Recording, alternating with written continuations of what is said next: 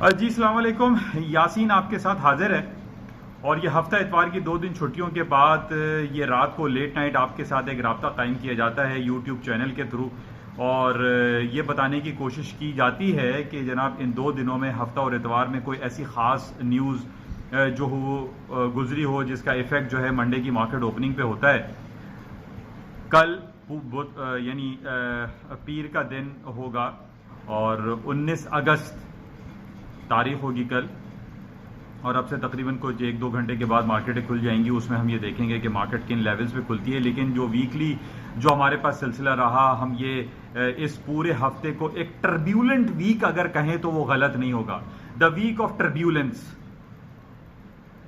जैसे मैंने आपको मेरे ख्याल में कहीं और इस बात का मुझे कहीं चेक मैं करता रहा CNN पे, BBC न्यूज़ चैनल्स पे, वहां कहीं भी मुझे ये दिखाई नहीं दिया कि किसी ने कहीं कोई किसी चैनल पे ये कहा हो कि जनाब ईद उल अजहा और हज के हवाले से जो छुट्टियां चल रही थी इसका वॉल्यूम के हवाले से मार्केट में कुछ नेगेटिव इंपैक्ट आएगा, मार्केट में वॉल्यूम कम होगा, मार्केट में मूवमेंट जो है वो वन साइडेड मूव हो सकती है, हाफेजेड मूव हो सकती हैं, ऊपर और नीचे की तरफ मार्केट में मूव हो सकती हैं। मुझे कहीं किसी चैनल पर यह सिलसिला दिखाई नहीं दिया।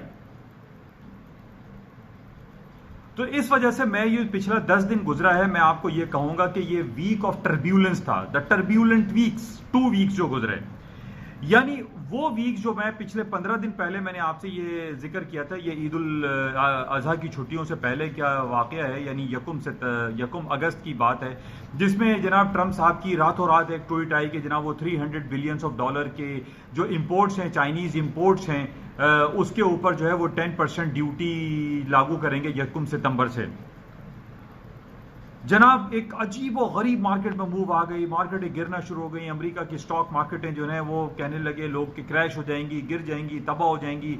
तो मैं लोगों से यही कहता रहा कि देखिए ये पिछले जो 10-12 दिन गुजरे हैं उसमें अमेरिका की इकोनॉमी में जो ये डिफरेंट मूव्स आ रही हैं और डिफरेंट खबरें आ रही हैं कि जनाब ये हो गया वो हो गया। मैंने सिर्फ यही लोगों से कहा था कि देखिए अमेरिका की जितने भी इकोनॉमिक इंडिकेटर्स हैं, वहाँ की बड़ी बड़ी कंपनीज की जितनी भी रिपोर्टें हमारे पास अवेलेबल हैं वो तमाम की तमाम पॉजिटिव हैं, प्लस में हैं। कहीं कोई हमें ऐसी इंडिकेशन दिखाई नहीं देती जिसमें हम ये कहें कि जनाब अमेरिका की स्टॉक मार्केटें जो हैं वो तबाहाली का शिकार होने वाली हैं। नहीं, मैंने बिल्कुल इसको स्ट्रेटली मैंने क्रॉस किया था, नो किया था कि ऐसा कोई फिगर मेरे पास नहीं है, क्योंकि मैं सारा दिन बैठ के यही खबरें देखता रहता हूं, यही इकोनॉमिक फिगर्स और इकोनॉमिक रिजल्ट्स जो है वो मैं तलाश करता रहता हूं कि जनाब कौन सी ऐसी खबर है जिसकी वजह से मैं ये कहूं कि भाई अमेरिका की स्टॉक मार्केटें गिर जाएंगी। नहीं हो रहा है ऐसा। अगर अमेरिका की स्टॉक मार्केटें गिरी तो उसकी देखिए 2 वजूहात हो सकती हैं, जो कि आजकल इकोनॉमिकली और पॉलिटिकली बहुत ज्यादा हमें सुनाई दे रहा है। हमारे कानों में ये आवाजें आ रही हैं कि जनाब पाकिस्तान और इंडिया के दरमियान कश्मीर का मसला और चाइना और हांगकांग के दरमियान जो एक्सट्रेडिशन लॉ के हवाले से और जो प्रो डेमोक्रेसी जो वहां पे सिलसिले चल रहे हैं हांगकांग में, ये बहुत ज्यादा नेगेटिव हो सकता है। मैंने इसका जो सिलसिला जोड़ा था, मैंने आपसे ये कहा था कि तकरीबन 5-6 साल पहले एक छोटी सी इकोनॉमी जिसकी आबादी तकरीबन चंद लाखों में है, वहां पर तकरीबन 10 लाख 8 लाख 10 लाख की आबादी है। साइप्रस कहलाता है, ये यूरोप के करीब है, यूरोपियन उसमें आता है कॉन्टिनेंट में। वहां पर एक फाइनेंशियल क्राइसिस आया था 5-6 साल पहले, और वो एक छोटी सी इकोनॉमी है, 10-15 लाख लोगों की वहां आबादी है। जबकि हम ये देख रहे हैं कि जो हांगकांग की आबादी है ये तकरीबन 75 से 80 लाख करीब आप 1 करोड़ कह लीजिए कि वहां की आबादी है। जब हम 10 लाख की आबादी में एक फाइनेंशियल क्राइसिस, पूरी यूरोप की मार्केटें, अमेरिका की मार्केटें गिर गई थी, तो क्यों नहीं हो सकता कि ये हांगकांग और कश्मीर के जो प्रॉब्लम आते हैं, जहां पर हम देखते हैं कश्मीर में भी 1.25 करोड़ की आबादी है, जो इंडिया हेल्ड कश्मीर हम कहलाते हैं, ऑक्युपाइड कश्मीर, वहां की 1.5 करोड़ की आबादी है। पाकिस्तानी कश्मीर की आबादी 40 लाख की है, और ये हांगकांग की आबादी तकरीबन 1 करोड़ 80 लाख या 1 करोड़ आप गिन लीजिए। मेरा आपसे कहना यह है कि जब वहां 10 लाख की आबादी में पूरी दुनिया की स्टॉक मार्केटें गिर सकती हैं, यूरोप की मार्केटें गिर सकती हैं, अमेरिका की स्टॉक मार्केटें क्रैश हो सकती हैं, कि वाई नॉट ये कश्मीर और हांगकांग के हवाले से क्या स्टॉक मार्केटें नहीं गिर सकती? स्टॉक मार्केटों में बहुत ज्यादा स्लम्प आ सकता है सिर्फ इन 2 एरियाज पे, कश्मीर और हांगकांग। इनकी आबादी ले लीजिए, इनका एरिया वाइज इनको चेक कर लीजिए, ये एक बहुत बड़ी इकोनॉमी कंसिडर की जाती है कश्मीर इंडिया के लिए और पाकिस्तान के लिए भी, और आपका हांगकांग और यानी जो चाइना के लिए बहुत मसला हो सकता है। तो यहां पर अभी मैं ये रिपोर्ट पढ़ रहा था कि जनाब हांगकांग जो है ये एशिया पैसिफिक की द फास्टेस्ट ग्रोइंग इकोनॉमी है, जिसने 2018 के एक रिपोर्ट के तहत न्यूयॉर्क जो कि एक रिचेस्ट सिटी कहलाता है पूरी दुनिया में, उसको बीट कर दिया था हांगकांग ने। यानी हांगकांग दुनिया का fastest growing economic region consider किया जाता है। यानी जब हम 10 लाख की आबादी, 8 से 10 लाख की आबादी साइप्रस को हम ये देख रहे हैं कि वो पूरी दुनिया की इकोनॉमी को कोलैप्स कर सकता है, तो क्या हांगकांग इसको कोलैप्स नहीं कर सकता? क्या कश्मीर जो पाकिस्तान इंडिया के दोनों कश्मीर है, क्या इंडिया की इकोनॉमी को डाउन नहीं कर सकता? बिल्कुल इसी तरीके से जब बेनजीर का वाकया, मैंने आपसे पहले भी कहा था कि जब बेनजीर का 2007 में वाकया हुआ था कि पाकिस्तान की स्टॉक मार्केट के साथ गोल्ड की मार्केट ऊपर चली गई थी और पूरी दुनिया की स्टॉक मार्केटों में स्लंप आया था। जब एक पर्सनालिटी बेनजीर की वजह से पूरी दुनिया की स्टॉक मार्केटें और पाकिस्तान की स्टॉक मार्केटें गिर सकती हैं, तो हांगकांग और कश्मीर जो कि एक आबादी के लिहाज से और पूरी दुनिया के इकोनॉमिक कंडीशन के हिसाब से बहुत ज्यादा इंपॉर्टेंस रखते हैं, तो हमें इसको बहुत क्लोजली देखना चाहिए। अच्छा, अब दूसरी तरफ हम ये आ जाते हैं कि हम ये देखा पिछला 10 दिन जो हमारे पास गुजरा, अमेरिका की स्टॉक मार्केटें नीचे, जब नीचे आती हैं तो खबरें आने लगती है कि जनाब ट्रंप ने ये ट्वीट कर दी, ये हो गया, वो हो गया, ये बैड न्यूज आ रही है, ये जनाब नेगेटिव खबर आ गई इस कंपनी की, चाइना ने ये ऐलान कर दिया, चाइना ने ये ऐलान कर दिया कि जनाब वो जो है अमेरिका को बहुत सारी जो फार्म प्रोडक्ट्स है वो उससे नहीं खरीदेगा। तो यानी ये पिछले 10 दिनों में ये ड्रामा चलता रहा, ये ड्रामा मार्केट थी पिछले 10 दिनों में, द मार्केट ऑफ टर्ब्यूलेंस जिसको हम कह सकते हैं। लेकिन कहीं भी किसी मीडिया ने इस बात को कवरेज नहीं दी कि जनाब पिछले 10 दिनों से ईद उल अजहा और हज की छुट्टियों के हवाले से पूरे अरब वर्ल्ड में, पूरे इस्लामिक वर्ल्ड में छुट्टियां चल रही थी, जिसकी वजह से मार्केट में वॉल्यूम कम था, वोलेटिलिटी ज्यादा थी, वॉल्यूम कम था।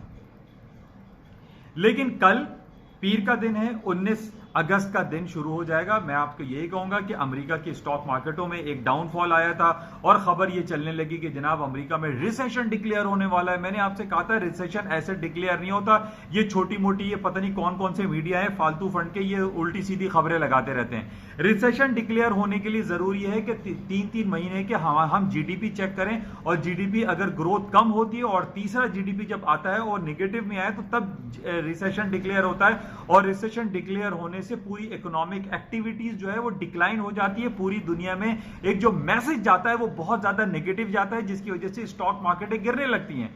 अभी मैं एक खबर देख रहा था investing.com पे, उसमें ये खबर लगी हुई है कि व्हाइट हाउस ने ये डिक्लेयर किया है कल कि there is no sign of recession. देखें, यही मैं आपसे कहता चला आ रहा हूं कि पिछले 10-15 दिनों से जो हज और ईद उल अजहा की छुट्टियों की वजह से वॉल्यूम कम होने की वजह से स्टॉक मार्केटें कभी नीचे तो कभी ऊपर जा रही थी। उसकी वजह ये, मैंने पिछले फ्राइडे को आपसे कहा था कि शाम 4 बजे डाउ जोन्स की मार्केट है 400 point, Nasdaq 100 point with in 10 minutes. What is this? ये क्या हो रहा था? मतलब कोई खबर नहीं और मार्केट इतनी मूव कर रही है। मार्केट में वॉल्यूम नहीं था, मुस्लिम कंट्री बंद पड़े हुए थे। बिल्कुल इसी तरीके से जब लूनर ईयर, जब चाइना बंद होता है या थैंक्स गिविंग डे हॉलीडे आता है या क्रिसमस हॉलीडे आता है, उसकी वजह से मार्केट में वॉल्यूम कम होता है, मार्केट वन मूव चल रही होती है, हैपोजिट मूव मार्केट में होती है। बहरहाल कल मंडे का दिन है, कल मार्केटें पूरी नॉर्मल, पूरी दुनिया खुलेगी और मार्केटों में नॉर्मल वॉल्यूम आएगा। और अभी जिस तरीके से खबर आई है व्हाइट हाउस की तरफ से कि जनाब there is no sign of recession, अभी जो मार्केट 2 से 3 घंटे के बाद तकरीबन खुलेगी, मार्केटें हायर साइड पे, स्टॉक मार्केटें ऊपर की तरफ खुल सकती हैं। दूसरी तरफ गोल्ड की मार्केट में आपको, इसके गोल्ड से पहले मैं आपको तो स्टॉक मार्केट है फ्राइडे को एसएनपी, डाउ जोन्स, नेस्डैक 2-3% सारी प्लस में बंद हुई थी। जो फ्राइडे की क्लोजिंग आई थी वो प्लस में आई थी, ग्रीन टेरिटरी में थी। और अभी ये व्हाइट हाउस की तरफ से ये बयान आ जाना कि जनाब there is no sign of recession, market के लिए पॉजिटिव खबर है। स्टॉक मार्केट बहुत ज्यादा तो मैं नहीं समझता, लेकिन पॉजिटिव साइन रहेगा, क्योंकि इन हफ्ता और इतवार में हमने कोई ऐसी नेगेटिव खबर नहीं देखी, सिवाय ये कि अरब कंट्री में अभी भी मैं आपसे कहूंगा स्टॉक तो चले हैं ऊपर की तरफ, क्योंकि सारे इकोनॉमिक इंडिकेटर्स पॉजिटिव है, कंपनीज अच्छी आ रही हैं, खबरें अच्छी आ रही हैं, लेकिन गोल्ड की और ऑयल की मार्केट में मुझे फिलहाल डाउनफॉल दिखाई नहीं दे रहा है। गोल्ड की मार्केटें सीरिया में देख लीजिए, फलस्तीन, गजा स्ट्रीप, यमन सेपरेटिस्ट, सऊदी अरब के कुछ प्लांट्स पे अटैक किया है हौसी कबाइल ने, तो मंदी मुझे नहीं लग रही। ऑयल में भी डाउनफॉल नहीं लग रहा, ना गोल्ड में डाउनफॉल लगता है। गोल्ड की मार्केट, सिल्वर की मार्केट, इवन के जो आपकी कॉपर की मार्केट है, ये भी ऊपर की तरफ चली जाएगी। यानी जितना भी पोटेंशियल मुझे दिखाई दे रहा है, स्टॉक मार्केट है हायर साइड पे है, उसकी वजह से जो इकोनॉमिक इंडिकेटर्स हैं वो सारे के सारे पॉजिटिव हैं। और व्हाइट हाउस की तरफ से ये बयान आना कि there is no sign of recession, ये भी पॉजिटिव है। और हज की और ईद उल अजहा की छुट्टियों के बाद पूरा दुनिया खुल जाएगी, इस्लामिक वर्ल्ड खुला हुआ होगा, वॉल्यूम भरपूर होगा, मार्केटें नॉर्मल खुलेंगी, लेकिन हायर साइड पे खुलेंगी। गोल्ड और सिल्वर की मार्केटें ऊपर जा सकती हैं, तेल की मार्केटें ऊपर जा सकती हैं, क्योंकि अरब वर्ल्ड में प्रॉब्लम रही। इन 2-3 दिनों में आप उठा के देख लीजिए, सीरिया में, फलस्तीन में, आपका यमन में 30, 40, 20, 25 एवरेज है, रोज लोग मारे जाते हैं। अभी एक ताज़ा तरीन डॉन में आज मैं खबर पढ़ रहा हूं कि इस दफा ये बड़ा लम्हा फिक्रिया पूरी दुनिया के लिए कि फौजी नहीं मारे जा रहे, यमन में फौजी नहीं मारे जा रहे, सिविलियंस मारे जा रहे हैं, छोटे छोटे बच्चे, खवातीन, ज़ईफ लोग वो मारे जा रहे हैं। वहां पे एक सिविल वॉर वाली कैफियत हुई हुई है। और अभी इस साल की जो रिपोर्ट है उसमें यही कहा जा रहा है कि फौजियों को नहीं मार रहे, वो नहीं मर रहे, बल्कि एक आम आदमी, एक आम शहरी, एक आम खवातीन और बच्चे मारे जा रहे हैं सीरिया, आपके ये यमन में। तो ये बड़ा लम्हे फिक्र है और हमें कोशिश करनी चाहिए, सबके लिए दुआ भी है कि भाई ये हालात जैसे पाकिस्तान और इंडिया में टेंस हालात चल रहे हैं, मैं यही अर्ज कर रहा हूं कि लड़ाई झगड़े किसी भी मसले का हल नहीं है। ये लड़ते ही रहेंगे, एक दूसरे को मारते ही रहेंगे, बनने में सालों लग जाते हैं, 100 साल में कई कौमें जहां के बनती हैं, और यहाँ मारने में जो है वो सेकंड्स लगते हैं। बॉम्ब मार दिया जाए, 74वीं एनिवर्सरी मना रहे हैं हिरोशिमा और नागासाकी में, वहां लोग सोग में हैं, अभी तक उनके असरात खत्म नहीं हुए। जो एटम बम 1945-1944 में अमेरिका ने हिरोशिमा नागासाकी जापान पे गिराया था। तो मेरी तमाम लोगों से ये गुजारिश है, पाकिस्तान, इंडिया, के भाई ये लड़ाई झगड़े का कोई फायदा नहीं है। आपस में मिल बैठ के सेटलमेंट के थ्रू, जो जेनेवा कन्वेंशन है या यूनाइटेड नेशन के रेजोल्यूशन है, उनके तहत इखलाकियात की बुनियाद पे इस मसले को हल करें। कश्मीर के मसले को लड़ाई झगड़े से कोई रिजल्ट आने वाला नहीं है। बहरहाल जो मार्केट का सिनेरियो है, मार्केट की जो ओपनिंग अभी मुझे 10 मिनट के बाद लगती है, वो तमाम की तमाम बहुत अच्छी लग रही है। स्टॉक्स प्लस में है, गोल्ड, सिल्वर, और ये तारीख सिल्वर वगैरह मार्केट ऊपर जाएगी। बाकी करेंसी की अगर हम बात कर लें तो करेंसी में स्टॉक, ये आपकी ब्रिटिश पाउंड की मार्केटों में थोड़ा सा हायर साइड पे मूव आई थी, 21.50 तक मार्केट चली गई, लेकिन इसका अभी तक डामाडोल है। यानी जब से आप ब्रेग्जिट की जो सिलसिला चल रहे हैं कि जनाब यूरोपियन यूनियन से ब्रिटेन को अलहदा होना है, इस हवाले से अभी तक वो लेवल जो मैंने आपसे कहा था कि 1.2440 के ऊपर अगर मार्केट जाती है स्टर्लिंग की, तो then the market will go up. Otherwise sterling की मार्केट में इतना पोटेंशियल दिखाई नहीं दे रहा। और इसी तरीके से जो यूरो करेंसी है, उसमें भी इतना ज़्यादा पोटेंशियल मौजूद नहीं है, क्योंकि स्टर्लिंग जो कि 5वीं 6ठी इकॉनमी कंसिडर की जाती है यूरोप की, यहाँ पर अगर प्रॉब्लम होती है तो पूरे यूरोप के लिए एक मसला है। बहरहाल अब से 2-3 घंटे के बाद जो मार्केट खुलेगी उसमें देखते हैं, लेकिन जो मैंने मुख्तसर आपसे ये कहा है कि मार्केटें जो स्टॉक हैं वो हायर साइड पे लगती हैं, और गोल्ड, सिल्वर और ऑयल की मार्केटें भी हायर साइड पे ओपन हो सकती हैं। ये आपसे एक राब्ता रखने की कोशिश है यूट्यूब चैनल के थ्रू, और मैं आपसे फिर दोबारा दरख्वास्त करूंगा कि इस चैनल को सब्सक्राइब करें। व्यू तो आप लोग कर ही रहे हैं, ये मुझे पता है कि आप लोग व्यू करते हैं, लेकिन मैं ये कहूंगा कि व्यू के साथ इसको सब्सक्राइब का भी बटन दबाएं, उसमें एक घंटी होती है वो भी आप दबाएं, और इसको लाइक एंड शेयर करें ताकि ज्यादा से ज्यादा उर्दू जबान में सहल अंदाज में लोगों को पता चल सके, और थोड़ा सा एक आइडिया जनरेट हो जाता है कि जनाब मार्केट जो 2-3 घंटे के बाद अमेरिका की और पूरी ग्लोबेक्स मार्केट खोलेगी वो किधर खुलेगी, किन लेवल्स पे खुलेगी, मार्केट नीचे खुलेगी या ऊपर खुलेगी। ये एक थोड़ा सा आपके साथ एक शेयर की जाती हैं कुछ चीज़ें। उम्मीद है कि आप लोग इसको पसंद करेंगे और इस यूट्यूब चैनल को ज़्यादा से ज़्यादा सब्सक्राइब और लाइक करेंगे। Thank you.